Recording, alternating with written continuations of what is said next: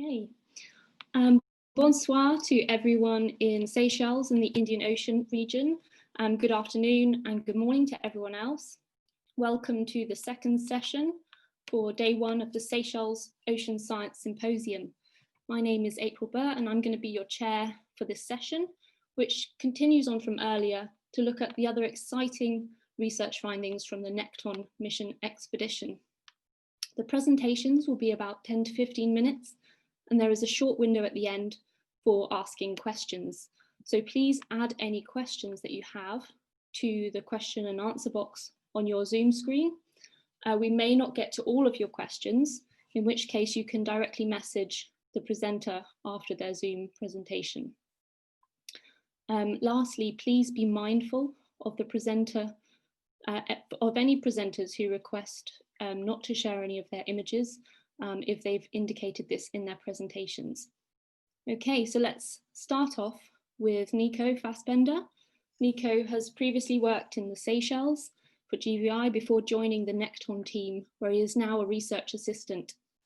He is a marine biologist that currently works on annotating and analysing the benthic video footage of the shallow to mesophotic reefs that the Nekton surveyed during the last expedition. So Nico will be talking about the deeper reef benthos of the Seychelles. Over to you, Nico. Thank you very much, April. I hope everybody can see my presentation now, and without further ado, I'm just going to get started with it. I will be talking today a little bit about the work that I've been doing for the last year, pretty much, and ever since the expedition finished last year in April, and which has focused on the deeper reef benthos, and in particular on the field guide that we are writing and creating at the moment. So to start off, I'm going to explain a little bit about our methodological approach and how you conduct transects beyond scuba depth.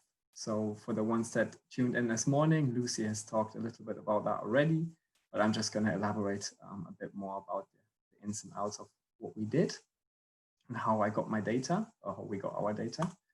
Then our post-survey steps, so what you need to consider when creating a field guide and what goes into it. Then some pros and cons, as with everything in life, obviously there's obviously some limitations that go into technology using the type of camera systems that we did, and where did that pretty much reach its limits, and where were we a bit limited in our analysis at the end. And then lastly about Transect Measure, which was the program that we used to do our specific analysis of our video footage.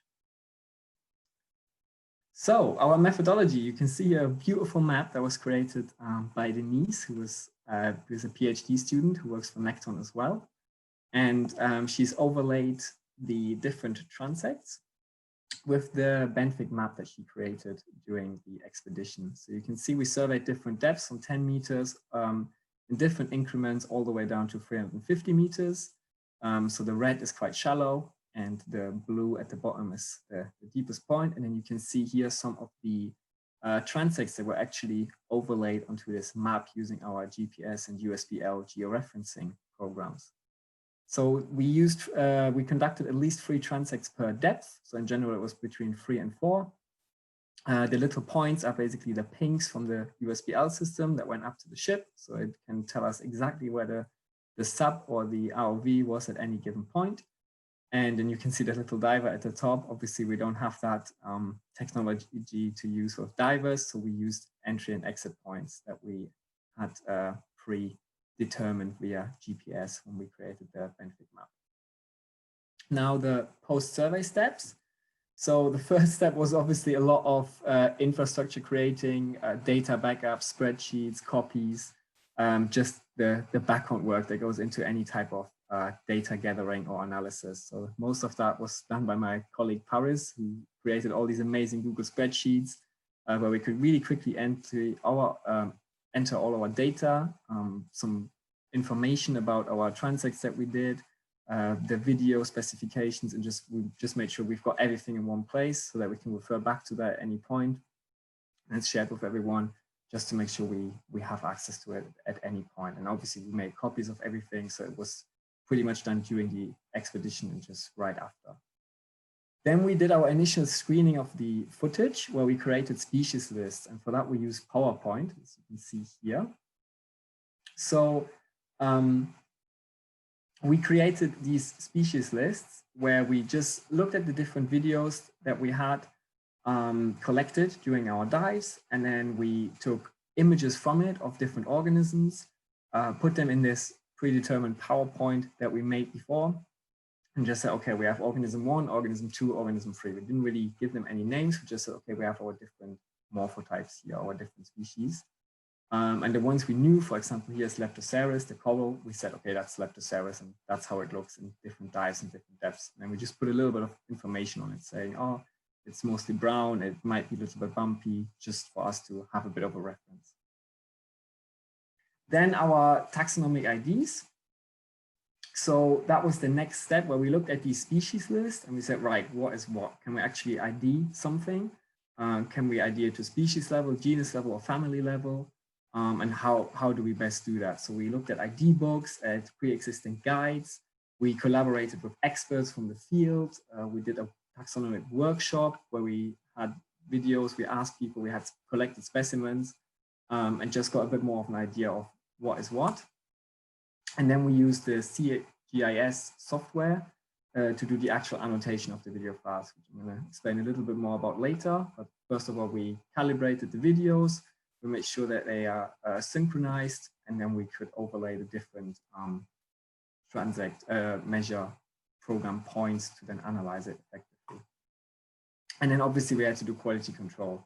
So we had to make sure there's no observer bias. We did some cross-checking between each other, checking each other. Well, just ping me before you come on. And then we made sure that we finalized the IDs afterwards, and waited also for the DNA samples that were sent off from the collected specimens, just to make sure that we have everything like as well as we could. So everything will be published as an ID guide in the Biodiversity Data Journal. And that is free and open access. So we're going to make sure that we have it available for anybody who wants it, people who are going to be working in the field, we're conducting expeditions. If we're conducting another expedition, and it's going to be looking a little bit like the picture here, where you have a picture of an organism, write down what species or genus it is, and then how you can identify it and what depths it was observed during our expedition. So with regards to benefits, obviously when you use camera systems rather than in situ surveys, you can cover a larger area and go to a deeper depth because you're not that restrained by SCUBA limits. It allows for cross-checking afterwards, so you can make sure you reduce that sampling bias, like I said before. You can save the footage for future analysis if there's more sophisticated programs or other people who would like to have a look at it later on. And you have a very small environmental impact at the end of the day, because you're not really touching anything or laying down any tapes. Now the restrictions and difficulties. So a lot of the IDs unfortunately went to genus level rather than species level. That was because we sometimes just weren't quite sure what it was. And we said, okay, it's this genus, but we can't 100% say it's species A or species B, just because of different factors like water clarity, depth, light. Sometimes it's just not as clear. And that's where we were a little bit restricted. So we said, for example, one is Platygyra because we have the perfect image here.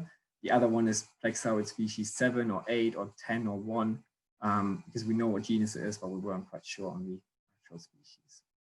It's obviously quite time consuming because in total it took us almost a year to analyze the videos.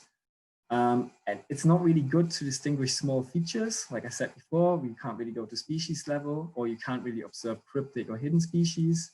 And it largely relies on water quality at the end of the day. Now, Transect Measure was the program that I used to do the benthic analysis, and Paris and me used and the team. So we have here our videos, which would look something like this. And we had over 47 hours in total of video transects. We then go and we take a still frame from it. And in total, we processed almost 4,000 of these frames in Transect Measure. And we've overlaid them with these quadrats, a bit similar to like a SCUBA quadrat, if you have ever done one or have ever seen one, where you have these little points that are being overlaid. And that allows us to account for benthic organisms and substratum percentage cover at the end of the day. And we had over 170,000 of them that we had to click on and name and say what is underneath each point. And in total, we surveyed about 8,770 square meters of benthos, like in quadrat format. It would look a little bit like this once it's all said and done. You can see you have the little points annotated, and you also have these lines added where we do counts of the different organisms, and we can say, right, we have 21,677 organisms that we counted in each, or in all of the quadrats altogether. And here's just some screenshots of the different morphotypes that we've observed, some of the prettier ones that we've seen during the expeditions. Yeah, and that was already it. We obviously had a lot of collaborators from the Seychelles, from all over the world. At the end, we had people from Oxford, from the UK, from the US, from the Azores, from South Africa. Just a lot of people helped us identify everything, and it's still an ongoing project. So we're hoping that we can get this field guide out, obviously, as soon as possible. But yeah, it's still in the works, but it will hopefully be finished very soon. And yeah, that is everything for me. So thank you very much. Thanks so much, Nico. That was really interesting. You've obviously taken on a big task there. We'll just have a quick look in the Q&A to see if anyone's got any questions for you. None at the moment. I guess I have a quick question.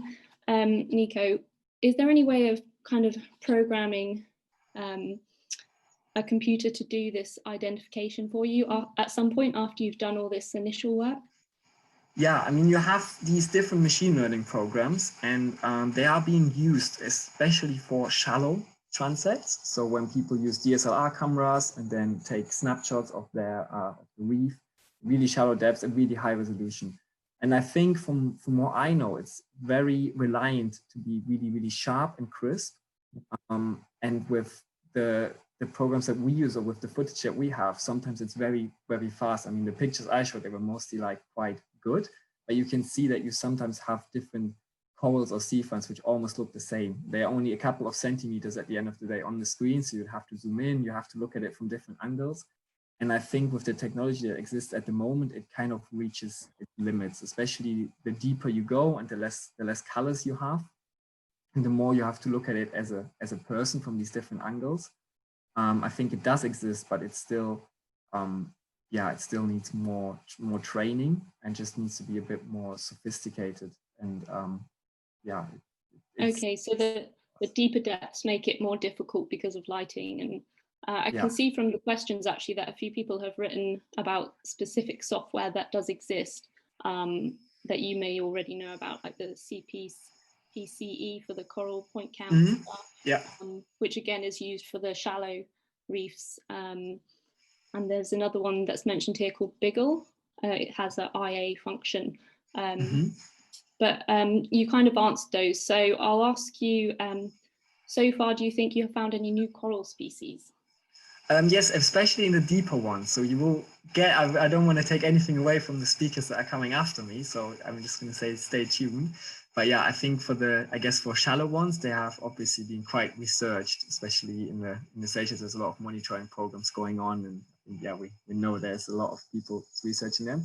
But for the deeper parts that you will hear about in a minute, a little bit more, I mean, it was the first kind of expedition that went beyond scuba depth. So there was, oh yeah, I'm just going to leave it at that, but there was some new discoveries, I think, yes. Okay, that sounds great. And this is a really nice question.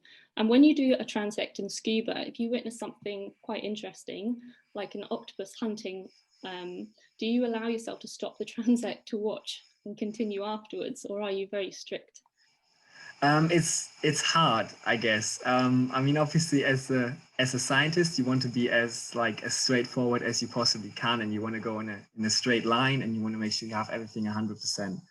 And that is when you do the scuba transects, it's kind of easy because you can have a look to the left or to the right, where you can just hold the camera system and just keep zooming forward.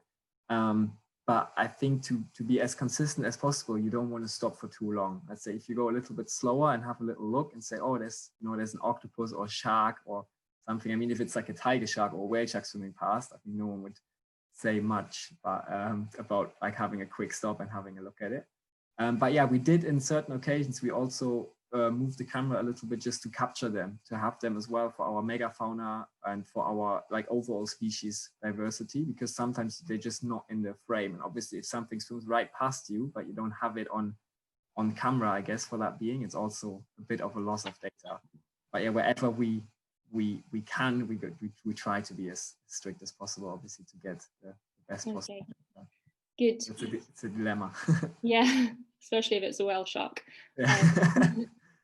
Okay, so next question. What would the next step forward, technical wise, to get better images in low visibility scenarios? Is there anything you know of or suggest for future? I think that's a really good question, because there's so many new like programs and cameras and systems being developed. Obviously, even as we speak, we use power lens cameras for our surveys. So there's 2 little diving cameras, which are like tube shaped. And they went on the subs. We use them for the shallow dives. We use them for everything, because obviously they're easily mountable. They can record everything.